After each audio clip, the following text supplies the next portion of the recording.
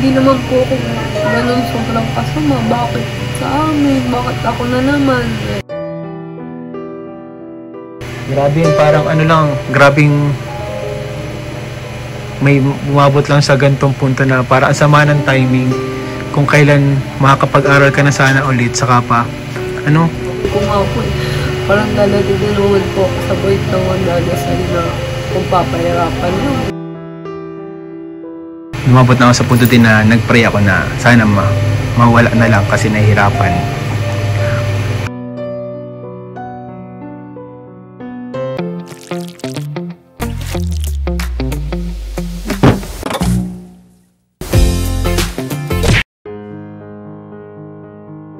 So yung mga kalingap, magandang araw po sa inyo lahat. Nandito po tayo ngayon sa ating K-Boys on Mission.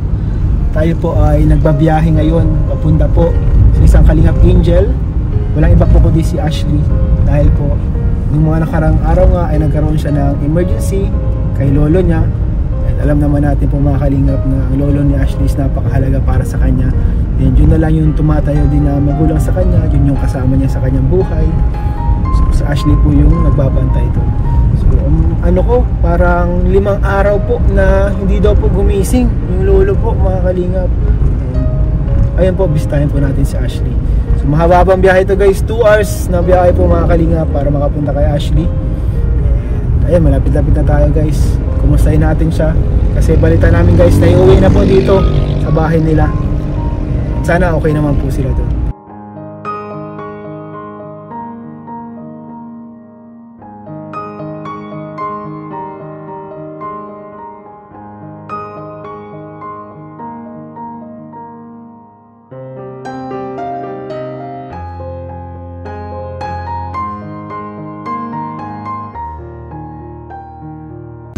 So yun mga kalingap, andito na po kami ngayon kala Ashley. Kasama po natin si Norman, si Philip po. Bisitahin natin si Ashley po mga kalingap kasi ano po emergency po ito mga kalingap. Itong nangyari sa kanila. Sana okay na sila guys.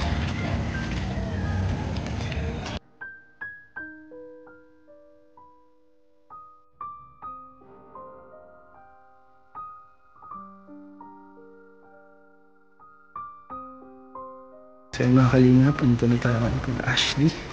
Ayun mga kalingap si Ashley. Hello Ashley. Hello po. Good afternoon. Okay lang po. Kumusta si lolo mo? Same lang po yung kay Luna. Ganyan lang din. Bless po. Ay di siya nakaka-ano? Hindi na rin po. Hindi na rin po nakapagalaw po. Kailan lang kayo, Ashley, nakabalik dito galing sa ospital? Kahapon lang po. Kahapon lang? Opo, ng hapon po. Bakit si lolo mo na ospital nung ano nangyari?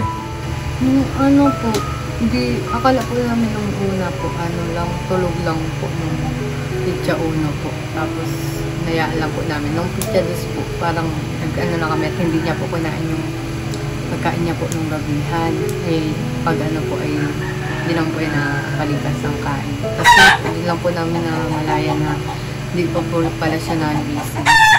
Ay, maghapon na, hindi pa siya nagising. Opo, magdamag po. Magdamag na Opo. Grabe. Ilang araw si lola mo bago nagising?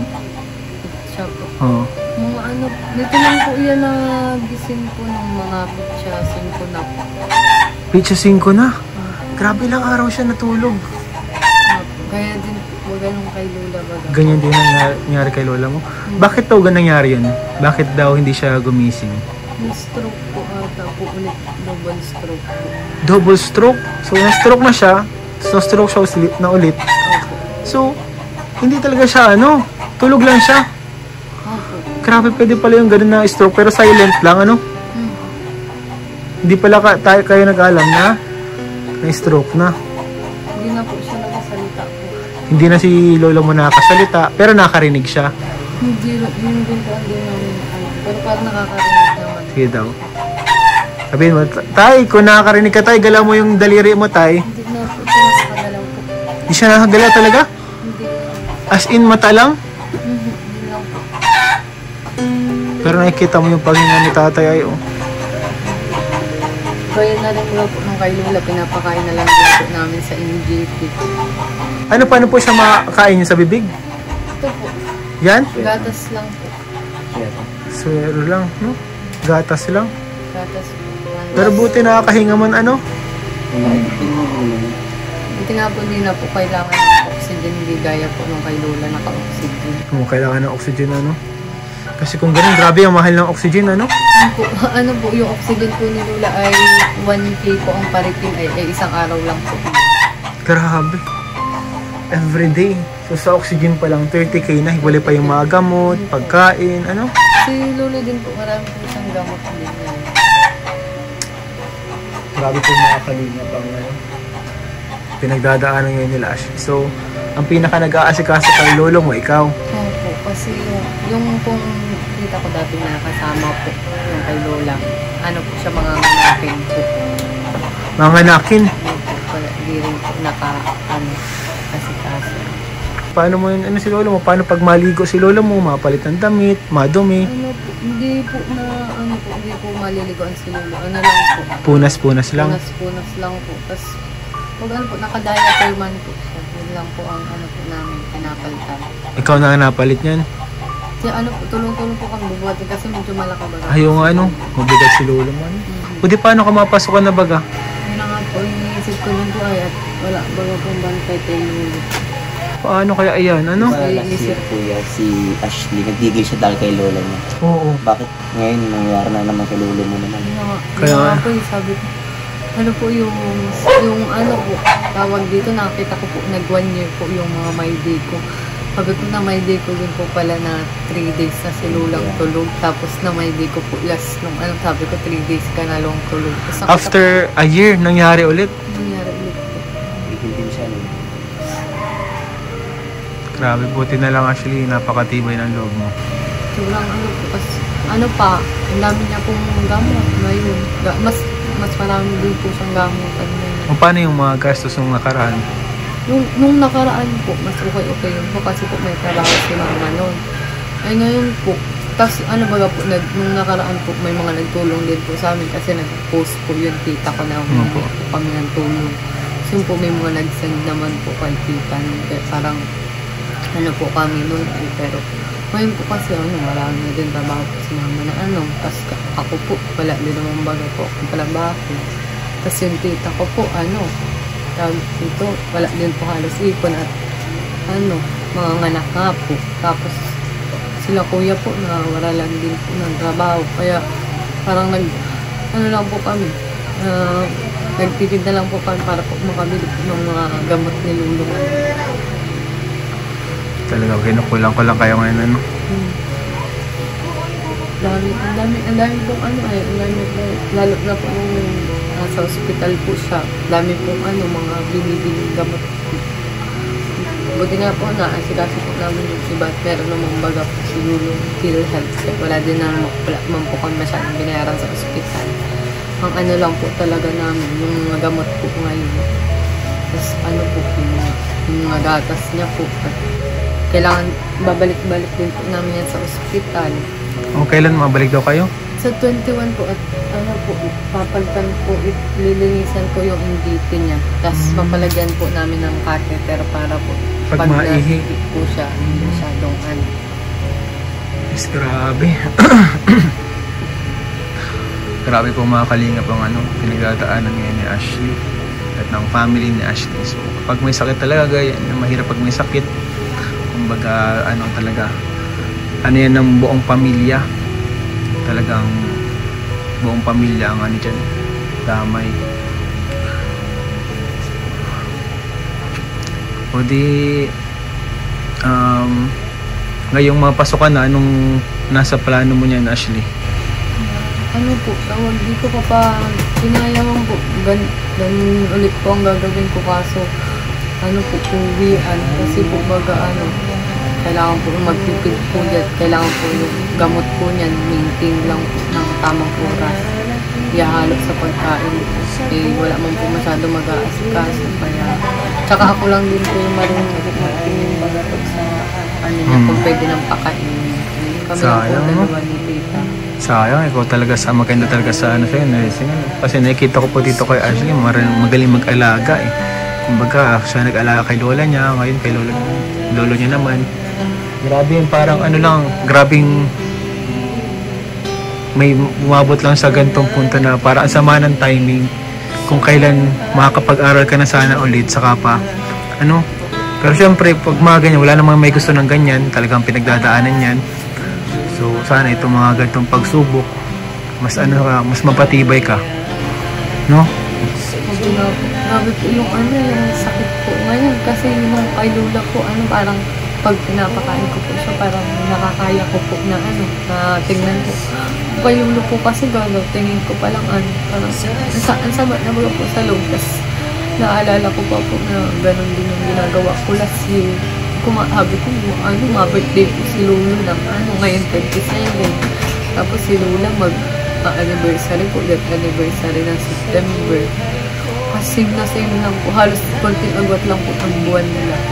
3 na po ang nagkaganto sa amin. Yung una po, Kito po. Last year din po, May, na-coma po yun. Tapos sumunod po si Lola, July. Tapos ngayon po, May, si Lolo. Puro ganyan po ang sitwasyon.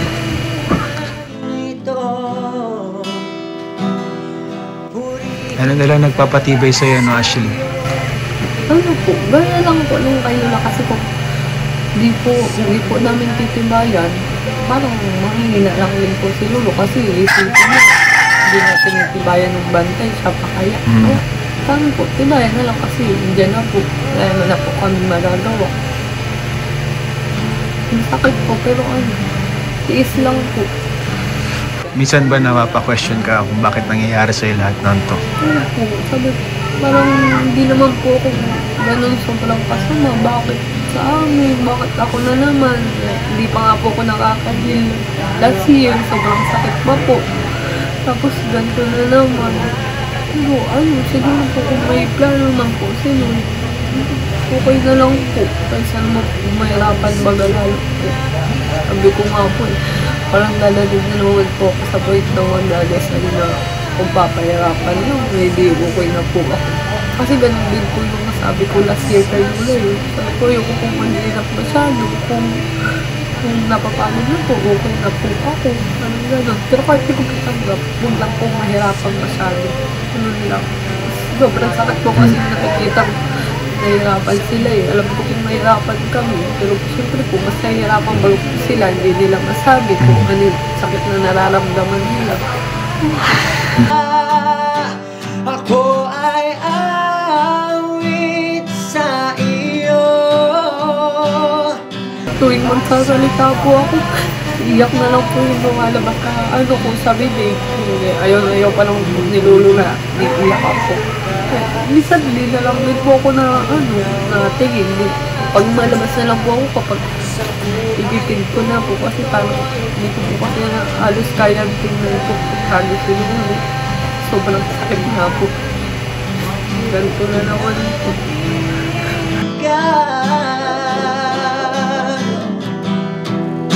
Grabe bilib ako sa Ashley sa tibay mo. Actually ako naiintindihan kita sa nararamdaman mo. Kasi ako dati umabot na din ako sa ganyang punto. Walang-wala din na kami kasi sa sakit ni Papa. 4 na taon siyang may sakit and nakatira na kami nun sa ospital. Umabot na din ako sa point na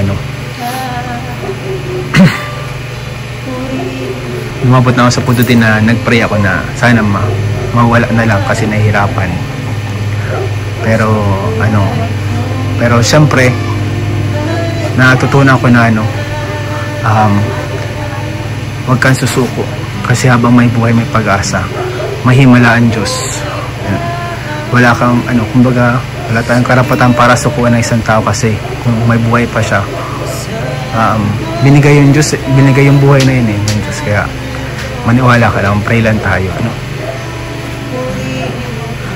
Mahimala si Lord. Pray lang tayo. Sa buhay ko. Yung naranasan na naghihirap kay Lola yung dago. Diba, nangyari na rin sa akin dahil sabi ko, bakit paragi na lang sa amin? Ba't sa amin na lang nangyayaring ganito? Binablog ko pa kami. Tapos, minsan din naman ko sa sarili ko actually na ano bang ginawa kong mali at bakit parang sa amin na lang paragi ganito. Kasi sunod-sunod yung namatay pa mga sa hospital sa akin. Tapos, yung lula ko, nasa bahay, nasa hospital, inuwi sa bahay. Tapos sinabi ng mama ko mama, tinanggap ka lang na mag-give up ka na yung lula ko kasi nakikita ng nahirapan, laki-laki ko dyan. Sunod-sunod yun. Tapos, iwan ka, namatay ka ng ginsa. Bulag ako, iniwan lang. Basta lahat na, nandun na lahat yun. Tapos, tinanong ko yung sa Panginoon, sa vlog ni Kuya Kat na, bakit, na ba akong makasalanan at sa amin nangyayari ito? Naniwala din ako sa na hindi talaga natutulog ng Diyos. Kaya, tiwala ka lang. Sa part mo na naalagaan yung lola mo, ako din sa part ko naman ako naalagaan. Inisip ko, ano kayo nararamdaman ng mga tao nag-aalaga sa akin?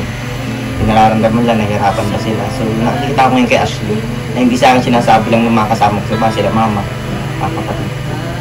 Ganito pala. So, kay Ashley ko nakikita ngayon na mahirap sa ibang nila. Nung nahihirapan ako nung gusto ko na sumuko, sila pa kaya na nag-aalaga. So, walang sa kaya. So, tatagab lang Ashley, tulad ng ginawa sa amin. Ako ay aawi, sasambahin at pupurihin ka sa iyong ginawa. Sa buhay kong ito'y mananatili ka. Bilib ako kay Ashley po mga kalingap, napakatibay and talagang tawag dun, deserve po talaga ni Ashley yung support natin mga kalingap. Grabe, tawag dun, ang hirap ng ganyan ang hirap ng ganyan na maranasan mo yan. Kasi para kay Ashley, siya na yung pinaka-importante yung mga tao sa buhay mo. Yun po yung pinakamasakit kapag yung mga pinaka-importante, yung mga pinakamahal mong tao sa buhay mo, yung makita mo na nahirapan. Kasi minsan, kumagalaw ka para sa kanila, ginagawa mo yung best mo para sa kanila, tapos paano yung mga inspiration mo, makita mong ganyan na parang, alam mo, nasa dulo na, nasa edge na ng buhay. Pero kumbaga lang, cherish na lang din natin itong mga moments. Every moment actually na andyan pa, cherish natin. Pakita natin yung pagmamahal kasi di natin alam kung hanggang kailan pa naandyan Kalayaan sa'yo nakita. Pray lang palagi. Kapag minsan napanghinaan ka ng loob, pwede mo kaming i-chat, si Ate Emmy mo, mga angels, Gracia. Pwede kang mag-open. Kasi wala kang ma-openan Minsan nahihiya ka mag-open sa sarili mo mismong pamilya kapag nahirapan ka. Pero never magiging solusyon yung mga ibang bagay katulad ng bisyo or pagpawi sa sariling buhay. Never magiging solusyon yun. Lakasan mo lang ang loob mo, Ashley. Dito lang kami para sa'yo din. Ano ang mo? Habang andyan si lolo mo, yung message mo sa kanya, yung gusto mo sabihin sa kanya, yung galing sa puso mo. Gusto mo sabihin sa kanya na di mo nasasabi. Gusto ko pong humingi ng tawad sa mga kasalanan ko po siyempre. Tapos, libre po, sobrang pong pasasalamat ko po kay lolo. Kasi sila po yun ang tayong magulang po. Tapos, sa po, wala po akong kakampi. Siya po yung kakampi ko. Kaya po, sobrang mahal ko po sila.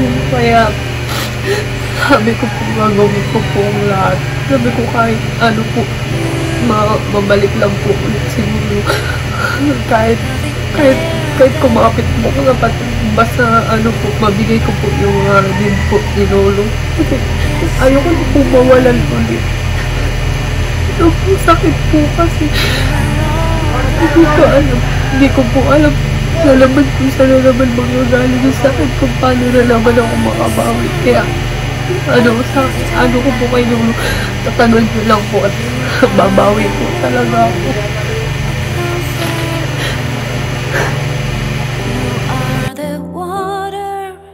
Keeps me alive. Naman po sa inyo. On which I stand. Yes, you are. Naririnig ka niya ni lolo mo? Naririnig ka niya. Lo, tatagan mo lang, Lo. Kasi marami pang masasayang mangyayari po, Lo. Kung naririnig mo po kami, mahal na mahal ka po ng apo nyo. And very proud sa'yo si lolo mo, Ashley. Sobrang proud niya sa'yo, sigurado ako. Pero syempre, sana huwag ka naman, sana umabot sa, kumapit sa patalim. Kasi syempre, kailangan mo din syempre mahalin ang sarili mo para magmahal ng iba. So, Ashley, may ako. So, mga kalingap, ito po ay galing kay Kalingap Rab sa YouTube channel ko. Ang tulong para sa inyo. Sana makatulong ito sa inyo. 4,000 pesos po para kay Ashley. And kapag makahanap tayo ng sponsor, tutulong, abot namin agad sa'yo, pupuntahin ka namin agad, tawag doon, mga kalingap, sa mga nais kong magpabot po ng tulong para kay Ashley, sa lolo niya, sa family nila. Malaking tulong po yan, kahit anong halaga po yan. Pwede po kayo mag-PM sa aking FB page or kay Kalingap Rab, Ian Ramirez, Kalingap Rab na FB page, pwede po mag-PM dyan.